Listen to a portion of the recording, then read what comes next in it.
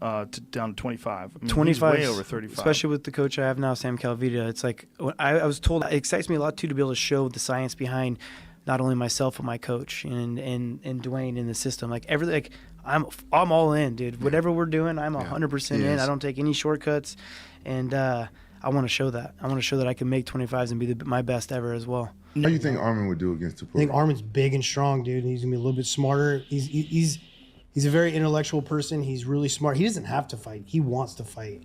Like, he's up there training with Sam Calavitta right now. That has taken his training and his cardio to a whole new level. He was in here with Cody doing recovery, and he was saying that the stuff he's been learning with Sam has been lights out different compared to what he used to do. Do you think he's more Chimaev skilled? needs to get on that Sam Calavitta cardio because that's his only downfall is getting tired. If he can start training that, he should listen to Armin because Armin's doing it with Sam Calavitta now. It'd be awesome if we can get Chimaev up there as well too. We had TJ Dillashaw coming in and out helping. He linked up Khamzat and he linked up Armin with Sam Calavitta.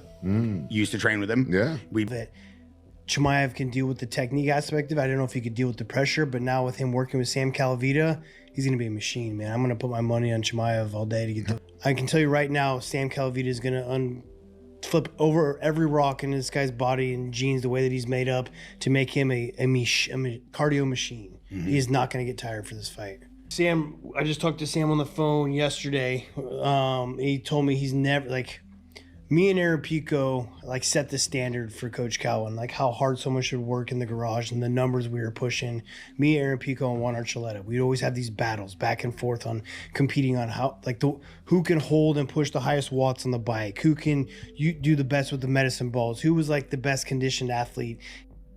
Called my strength and conditioning coach, Sam Calavitta, and asked him what I need to do with the calories and this. And you mentioned the work you did with Sam Calavitta at the training lab. You had Khamzat and Armin Sarukian around you as well. Can you just explain what that was like for you? And if you got to do much work with those guys, how did that elevate your mental and fighting game?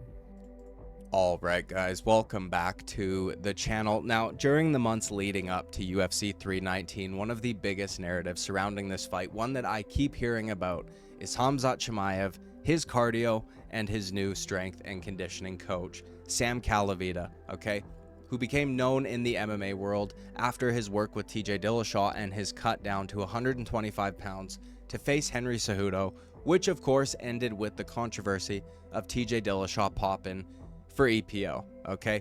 This had a lot of people wondering if this new coach had anything to do with it. Now, we're going to talk a little bit about that in this video, but Sam also trains guys like Aaron Pico, Juan Archuleta, and more recently, Armin Sarukian. And what I want to focus on primarily in this video is how I think that Sam Calavitta as a strength and conditioning coach is wildly overrated, okay? I don't believe he has the best track record in terms of guys all of a sudden gaining more success after working with him. And honestly, I think it's kind of the opposite, okay? In my opinion, Sam Calavitta has a track record of his fighters getting injured leading up to or during the fights after weeks of extremely intense strength and conditioning training. Now, first of all, I don't even believe necessarily that Khamzat Chimaev has a cardio issue. I believe he just does not pace himself and he sprints from the very first bell, okay? And one can only sprint for so long. If you're going full speed all the time, it becomes a lot more noticeable when you do slow down, even if only by a little bit. But it does not necessarily mean that you've gassed out, okay? Now, working with Sam Calavitta could still help Chimaev in this regard. It would make him able to recover better in between rounds, maybe being able to keep up that high intensity pace for a little bit longer. That is if he makes it through the training without sustaining any major injuries though, okay? Now, Sam Calavitta was a math teacher and is apparently extremely intelligent in that aspect, using his knowledge and skills in math and science to come up with insane training regimens that he has used to train a whole host of professional athletes. According to Calavitta, his gym was started as a movement to help wrestlers and fighters deal with the issues of overtraining, which I do find a little bit ironic, but also cutting weight, overcoming pain and suffering, and proper recovery, and a whole bunch of other shit, okay? However, as I mentioned in the opening, I believe he has a history of potentially overtraining his athletes, and I don't see any correlation between athletes that work with him all of a sudden achieving more than they already were. So let's start with TJ Dillashaw, who, like I said, started working with Sam before he cut down to 125 pounds to face Henry Cejudo for the flyweight title. Now, that fight ended up taking place in January of 2019, and it ended in the first round via TKO, Dillashaw being on the receiving end of that, of course. At the time, a lot of people had a problem with the stoppage. Personally, I thought it was fine, as TJ seemed to not be in good shape at all. He was getting ragdolled by Henry. There was a moment where he got pushed and he just kind of flopped over, right? He got hurt by the first strike of the fight, essentially, and he seemed completely unable to recover. And while he did look shredded, in a sense, he did not appear to be strong at all in that fight. Now, in my opinion, this should have already been a knock on Sam Calavitta, as he was the one that was in charge of getting TJ to 125 pounds. Okay, and a major part of that would have been to do so safely so that he was able to actually compete the following day. TJ looked like a fucking skeleton and clearly did not fully recover from the weight cut, which is supposed to be Sam's area of expertise. Now, I don't know that I would blame him fully, because even if he tried to ring alarm bells, TJ Dillashaw is the kind of guy to not listen due to his competitive drive and just go out there and compete anyways. And, you know, I think most people that thought the stoppage was an issue stopped caring once it came out that TJ did pop for EPO. But because of all this, a large portion of the fan base came to the conclusion, or at least had questions, and fairly, in my opinion, that Sam Calavitta must have been TJ's guy when it came to getting and taking this substance, okay? And I mean, it does make sense. If you think about it, you start working with this math wizard who has put together some insane training regimen to help you get your weight down, and then you pop. And TJ claims he was only taking EPO to recover because his body started to break down and he would not have been able to do so without it. Somehow, Sam Calavitta noticed nothing wrong, okay? That his pupil's body that was breaking down and became anemic all of a sudden came back to form, and he was able to continue on this brutal cut. This guy who supposedly runs tests, checks blood work, and all the rest of it, somehow managed to miss that one. That's what they would have us believe. It's either that or he did indeed help him with the EPO. Now, Sam Calavitta did end up responding to TJ popping and wrote some very fucking strange Shakespearean response, okay?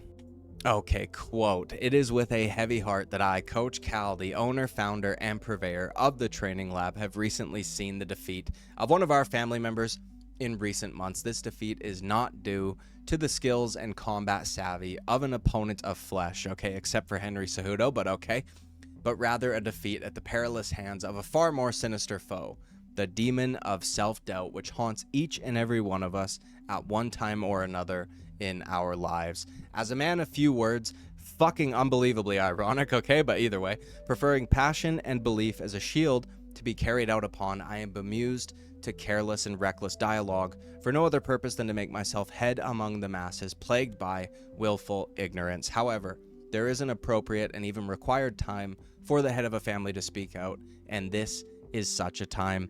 The Training Lab no way condones or encourages our family of athletes worldwide to partake in the perilous downward spiraling helix of synthetic performance enhancement. To do so is not only harmful to the individual, but also harmful to the brothers, sisters, and other family members who are judged guilty by association. Yet the arena of public scrutiny is heavily weighed down with the enigma of fear for what it does not understand. To that end, the fact remains that the Training Lab in concept and private practice established itself among Olympic and collegiate wrestlers in the year 2001 has embarked on the life-changing journey through sport, and with thousands of athletes spanning almost 2 decades of unparalleled experience. We use quantitative analysis, metabolically accurate nutrition, proper supplementation, recovery facilitation, intelligence, and a training regimen of such high intensity that few have the wherewithal to imagine, much less dare to embrace. In the same amount of time, our athletes have never failed a single mandated test, yet reside among the elite in each of their chosen sports, standing at the top of the podium of character and integrity. The Training Lab was built upon the foundation of integrity, hard work, and most importantly, family. So in light of recent events, the Training Lab and its affiliates would like to first thank USADA for upholding the standard of sterling athletic practices and offering tests to ensure the safety and fairness of competitive sports. That being said, we would also like to thank all of those who have come forward at this time to show their genuine concern for all of our athletes, especially TJ Dillashaw, a fallen soldier on the battlefield of public expectation and demand for perfection. Okay. Although not right and inexcusable, TJ succumbed to the relentless pressure to win at any cost for the purposes of appeasing his employers, pleasing his fan base, and providing for his family, a sentiment that we can all relate to. He has now accepted the repercussions of his decision, and as such, it is our decision as the Training Lab family to stand beside him in his journey forward. An extremely hilarious and long statement from a man, a few words, okay? But either way. All right, now look, I can't say for sure whether or not Sam Calavitta was involved in the whole EPO situation, but I will just add that someone so mathematically inclined and that does things so scientifically, I feel would be able to come up with a formula or know how much saline is needed or whatever the fuck, okay, to flush his athletes' bodies so they don't end up testing positive, which he claims up until this point has never happened. Just, I don't find much comfort in that statement from him considering his methods, but either way. Now, after the Henry Cejudo fight, TJ was obviously suspended for an extended period of time, and on his return would face off against Corey Sandhagen. During this fight, if I remember correctly, in the first round, there was a leg entanglement where TJ would sustain a bucket handle tear to his meniscus, okay? An injury that just a couple years before that, Juan Archuleta also sustained during a fight. Now, I'm not saying that that means 100% or anything that it has to do with Sam and the training that they do with one another, as injuries happen all the time in fights. And obviously in the case of TJ, right, Sandhagen tangling up his legs doesn't help matters. But what if their bodies are already compromised going in and they aren't able to properly recover or whatever, which results in being more injury prone? Okay, if we jump ahead to TJ Dillashaw versus Aljamain Sterling, where TJ very, very, very clearly should not have been fighting. TJ had a shoulder injury that was causing his shoulder to pop out uncontrollably to the point where he was essentially trying to fight with just one arm. Now, TJ Dillashaw has had a problem with his shoulders for a while, but something that strikes me as odd is that in the very same month, okay, October of 2022, just a few weeks earlier, another one of Calavitta's athletes, in Aaron Pico, would also sustain a shoulder injury during a fight against Jeremy Kennedy at Bellator 286. Now, on its own, TJ, you know, I would just look at that as a coincidence, probably wouldn't correlate it to him training with Sam Calavitta specifically. Like I mentioned, fighters get injured all the time. But the fact that Aaron Pico, who at the time would have been like 25, also sustained a shoulder injury in the same month, they both lost their fights because of it, okay, seems strange to me. It makes me wonder if during those sessions leading up to each of their respective fights, they had both overworked their shoulders or not recovered properly or whatever, okay? Both of those things, though, being the responsibility of Sam Calavitta. Now, if we jump ahead again, okay, to January of 2025, Arman Tsarukyan is supposed to be facing off against Islam Makhachev for the lightweight title of the world. Pulls out due to an alleged back injury the day before the fight, not even making it to the weigh-ins. Now, there are a lot of people that speculate it may have been a weight issue rather than an injury. Dana White almost outright said as much. However, I think either or, whether injury or weight issue, can be linked to Sam Calavitta, as like we spoke about earlier, he is responsible for the fighter's weight and things like that, and also works them like a fucking madman to the point where now that is the fourth time fighters he is training have sustained injuries either leading up to or during their fights, okay? Juan Archuleta, torn meniscus. TJ Dillashaw, torn meniscus. TJ Dillashaw, Aaron Pico, both TKO due to shoulder injuries just a couple weeks apart.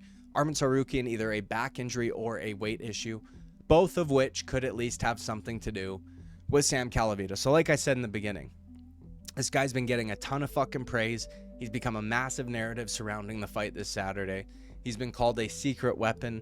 Okay, people act like he's a wonder worker in terms of strength and conditioning, and maybe to a certain extent he is. Like, I'm sure that Sam Calavitta is fully capable of getting guys to a point where they have great cardio, but at what cost? Okay, and also I do believe it is a little bit overstated. The biggest poster boy for his work is TJ, who after working with him went 1-2, finished in the first and second round, went the distance with Sandhagen, and definitely didn't gas. But I did think he should have lost that fight.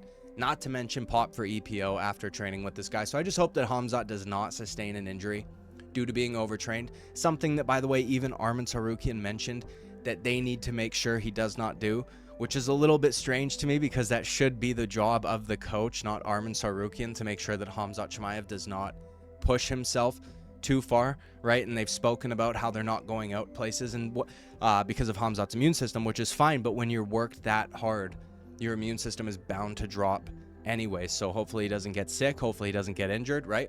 And while it's very rare that a fighter makes it to the cage at 100%, I want both of these guys to be as close to that as possible for this fight, which is probably my most highly anticipated fight of the year, okay? But anyways, let me know what you guys think down in the comments below, okay? Do you think this is a reach, or is there something there? Like, subscribe, all that good shit, okay? I'll see you at the next one. Bye-bye.